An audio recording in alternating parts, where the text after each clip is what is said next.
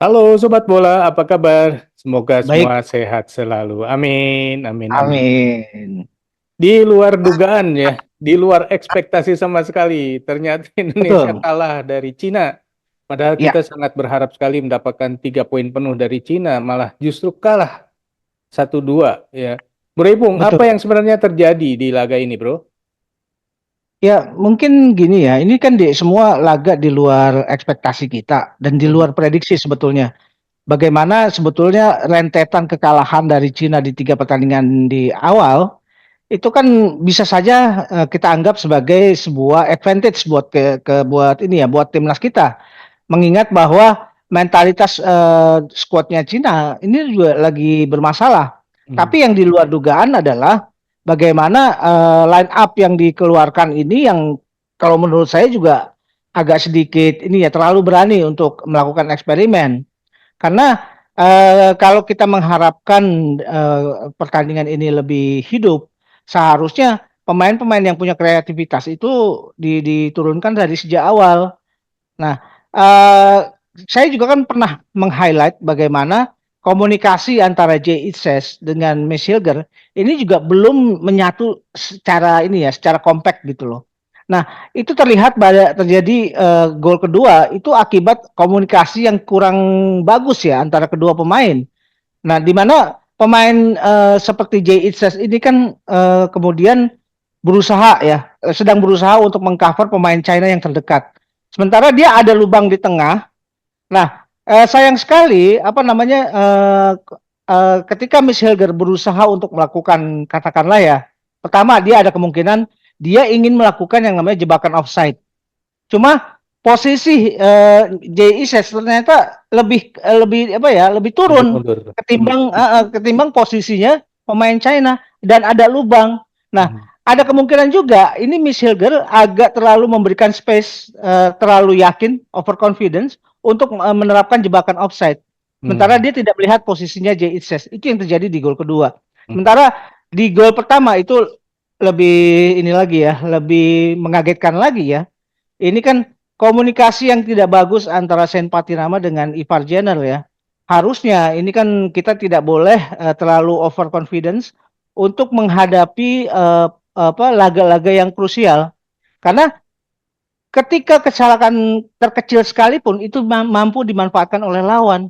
mhm, Seharusnya bola yang ada ya itu dengan posisi menyamping dan ini akan menyulitkan buat kiper juga kalau dia apa harus keluar dari gawangnya.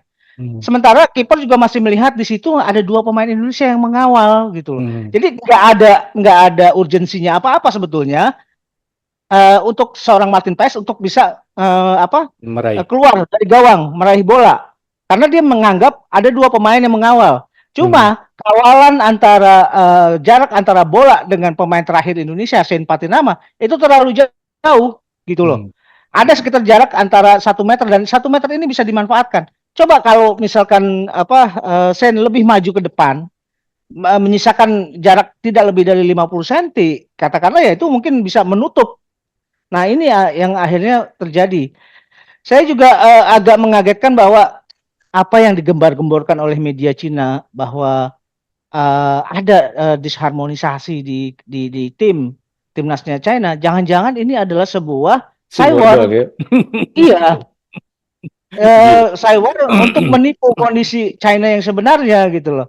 Karena sejujurnya memang China punya target ya.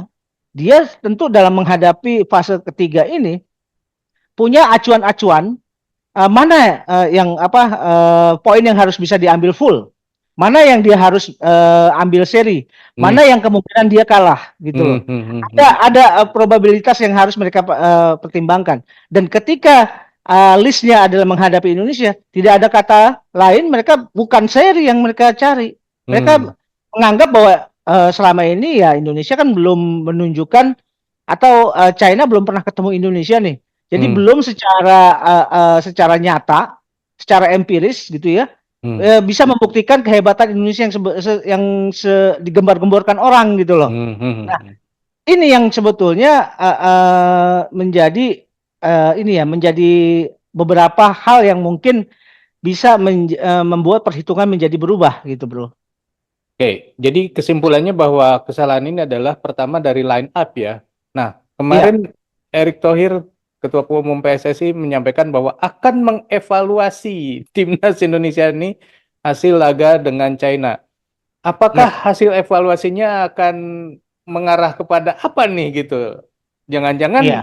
eh, Sintayong jadi tidak aman? Mungkin nggak ke arah situ, bro?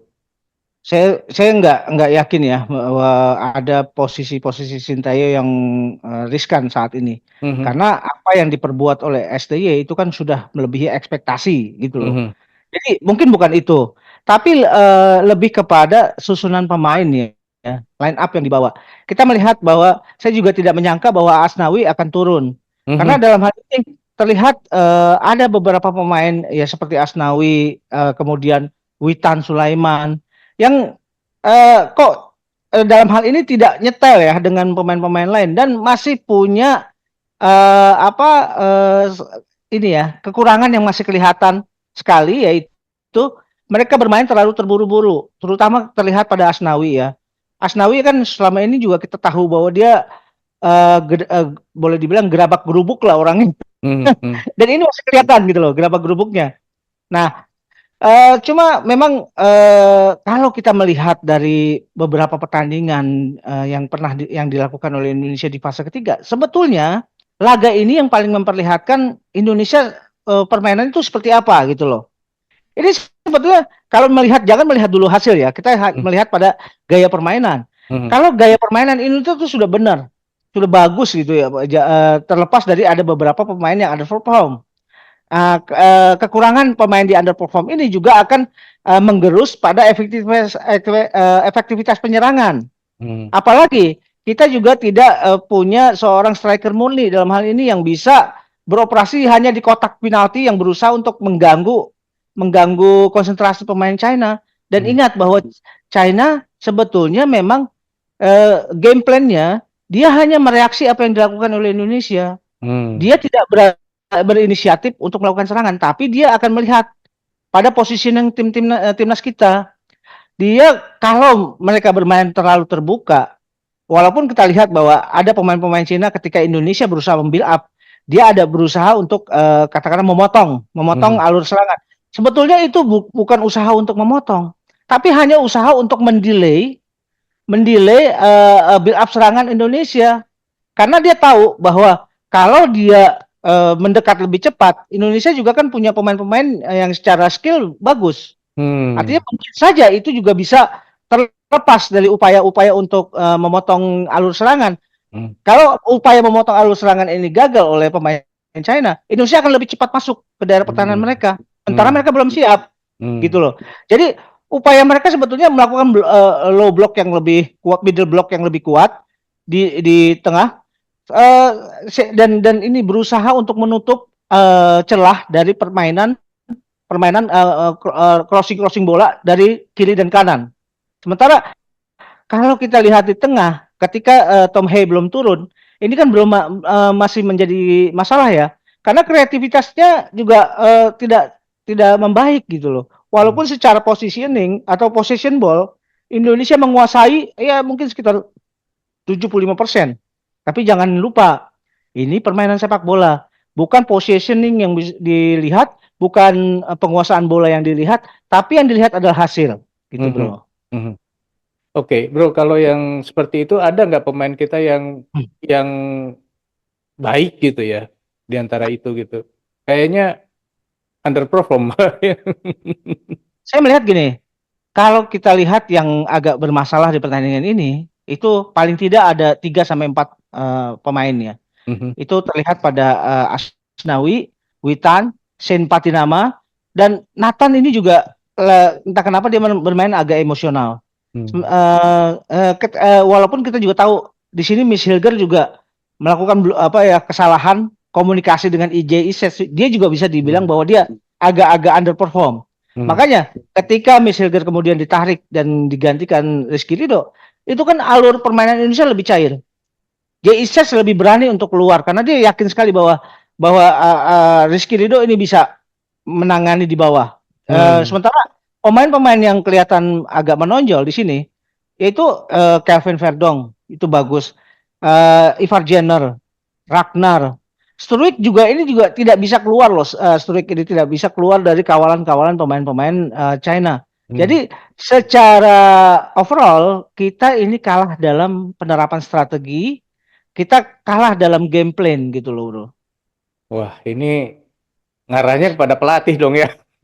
Iya, betul, betul. Ya untuk kali ini ya, sorry to say ya, saya katakan bahwa line up yang dikeluarkan oleh ST itu udah salah saya melihat dari Mhm, awal.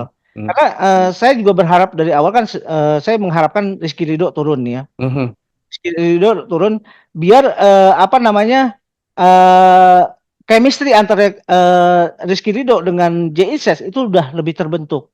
Ya. Sementara Mes dalam proses adaptasi. Ini belum bisa diharapkan terlalu banyak gitu loh. Nah, kalau di tengah, saya juga agak kaget ya ketika Anas Asnawi yang diturunkan.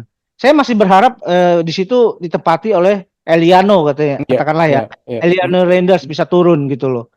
Nah, sementara Sen Patinama ini juga mengagetkan juga ya, performanya juga tidak menunjukkan yang hasil yang positif. Kemudian Witan juga bermain ya tidak semestinya lah gitu loh. Nah, ini kan menjadi sebuah pelajaran bahwa overconfidence juga jangan ya, dan Hmm. kita juga jangan terlalu ini ya, terlalu berharap pada konsumsi-konsumsi berita yang menunjukkan bahwa ini bisa saja kita terkecoh dengan pemberitaan-pemberitaan gitu loh, Bro.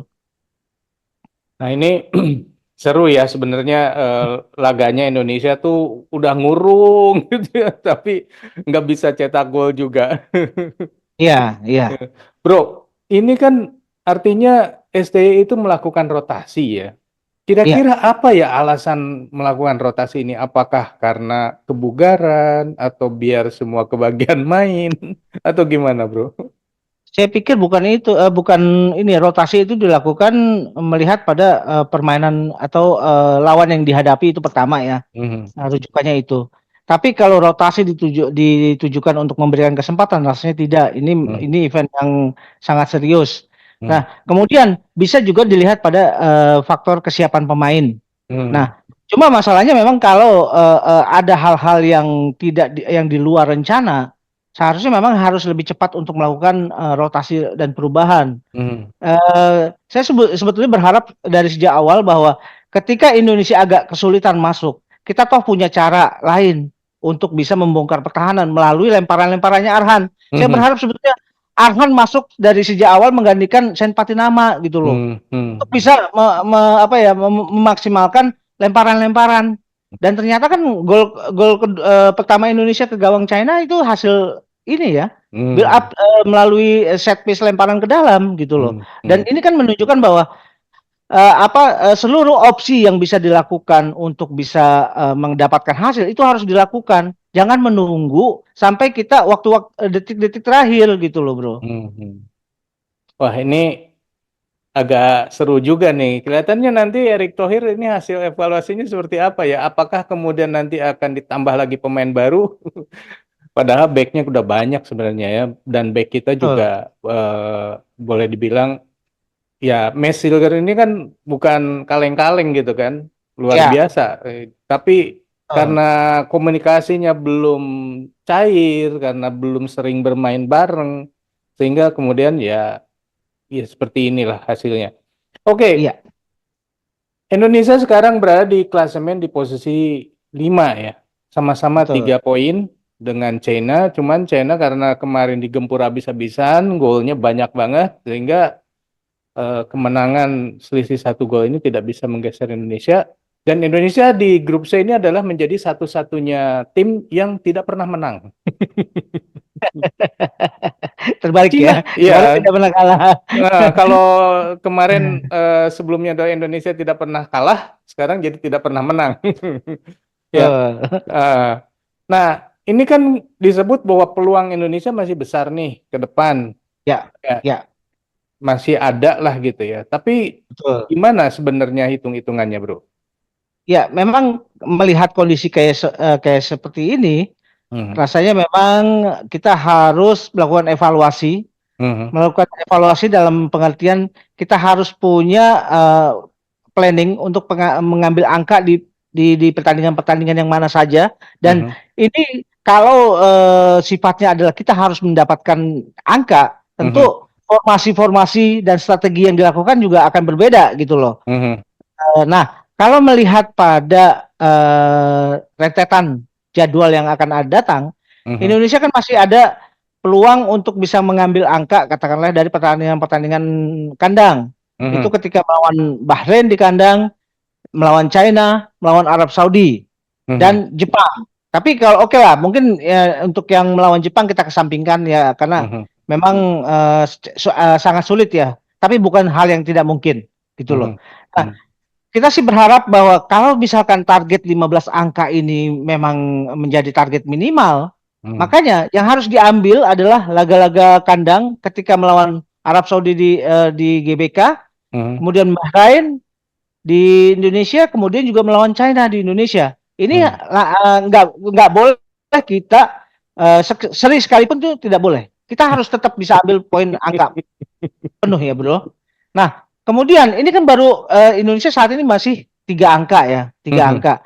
Dari 3 pertandingan yang kita asumsikan kita bisa mengambil angka penuh, itu kan baru 9.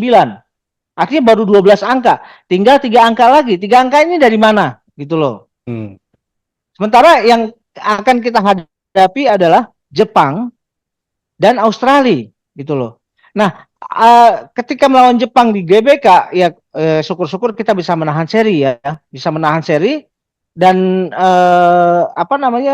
ketika melawan Australia pun juga ini akan sangat sulit ketika bermain di kandang mereka.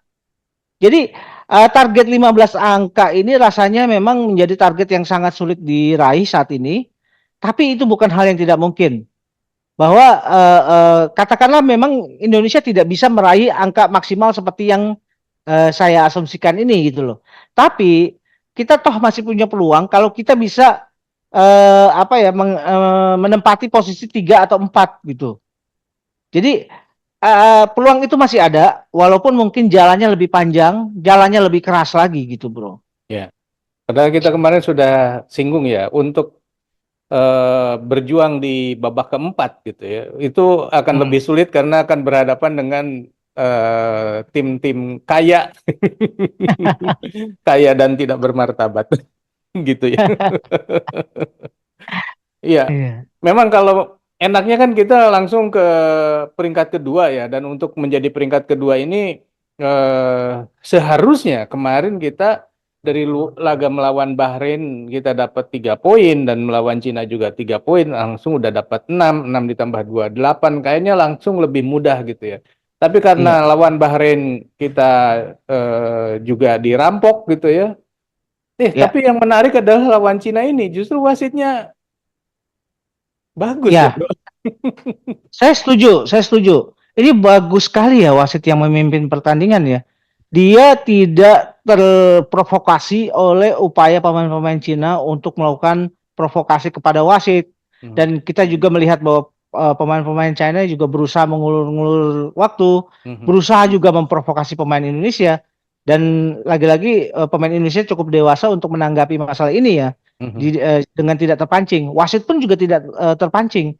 Nah, kalau saya melihat bagaimana kekhawatiran kita ketika tahu bahwa listnya adalah wasit dari Uni Emirat Arab, kita kan kekhawatirannya kita akan dikerjain lagi nih. Tapi melihat dari pertandingan ini pertandingan yang bagus sekali ya, dalam pengertian wasit begitu adil, wasitnya begitu profesional, tegas. Jadi tidak ada isu mengenai wasit di pertandingan ini, gitu loh. Jadi yang mungkin saja apa yang dilakukan oleh netizen sepak bola Indonesia itu juga punya pengaruh terhadap jalannya pertandingan ini.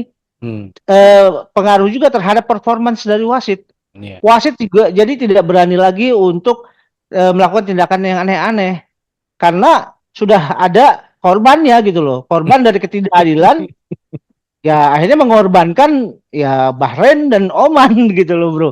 Nah ini yang sebetulnya akhirnya kita mengambil kesimpulan bahwa netizen sepak bola Indonesia itu punya andil besar terhadap performa wasit kali ini, bro. Tangan buat netizen Indonesia. Iya, Betul. eh tapi gini ya, kalau guling-guling FC ini, apa guling-guling itu untuk malah apa namanya kan kemarin ada nih kesentuh dikit guling-guling gitu. Itu tuh Ya, sebenarnya pertanda bahwa pemainnya demikian profesional atau seperti apa ya bro? Seluruh dunia kan kayaknya ada aja pemain yang kayak gitu. ya.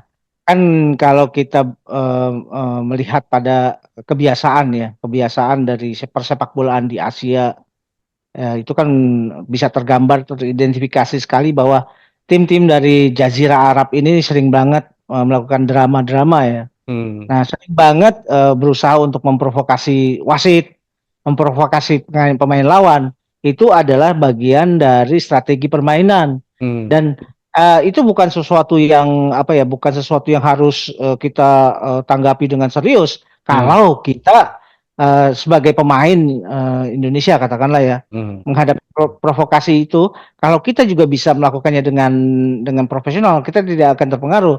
Tapi memang yang kita khawatirkan bukan diri kita, tapi bagaimana upaya-upaya provokasi, upaya-upaya drama-drama yang berlebihan ini juga akan bisa mempengaruhi wasit. Itu hmm, sebetulnya yang menjadi kekhawatiran kita, hmm, lebih kepada provokasi terhadap wasit. hmm, Itu.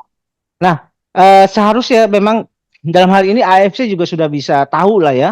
Sebetulnya ini kan bukan barang baru ya untuk tim-tim dari Timur Tengah melakukan hmm, hal-hal yang demikian. Harusnya memang dari AFC sudah memberikan warning hmm, bahwa yang paling penting dalam sepak bola adalah sportivitas. Kita tidak penting lagi melakukan drama-drama. Nah, kalau kita merujuk pada tim-tim dari Asia Timur seperti China, Korea, Jepang, itu hmm, kan juga bukan ahli dalam melakukan drama-drama. hmm, Jadi bahkan pemain Jepang, pemain Korea itu hampir tidak pernah yang melakukan drama-drama yang berlebihan. hmm, Karena tujuan mereka adalah ya itu dia. Mereka sangat tahu betul bahwa esensi dari sebuah olahraga adalah sportivitas gitu loh. Nah, hmm. ini yang harus juga menjadi highlight dari AFC untuk menanggapi gaya-gaya drama dari tim-tim dari Timur Tengah gitu, Bro. Oke, tadi kita udah bahas mengenai kedepannya Indonesia harus ngambil poin penuh gitu ya. Kayaknya Ya. untuk ke peringkat 2 itu apakah sudah terhapuskan atau belum nih bro? Untuk 15 poin kayaknya kan berat ya.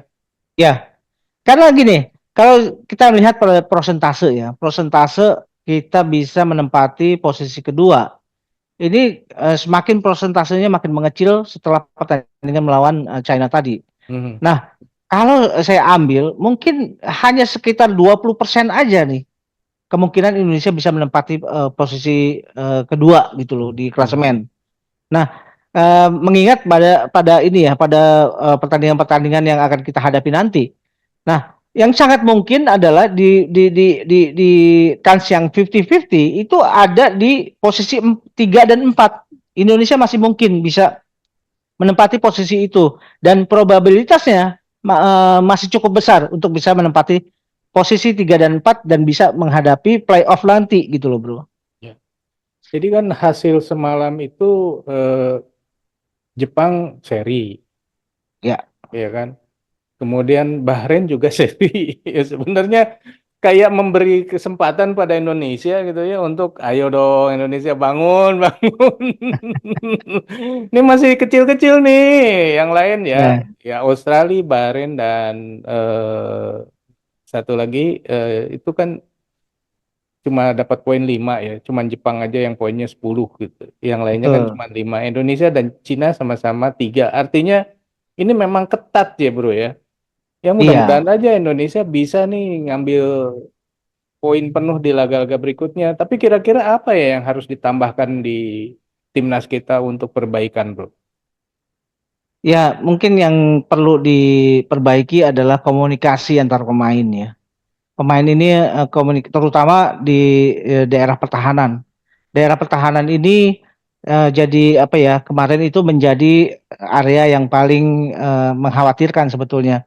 Karena kalau kita melihat pada permainan di lapangan tengah itu juga sudah mulai membaik, dan yang menjadi catatan paling penting sebetulnya, bagaimana efektivitas serangan kita.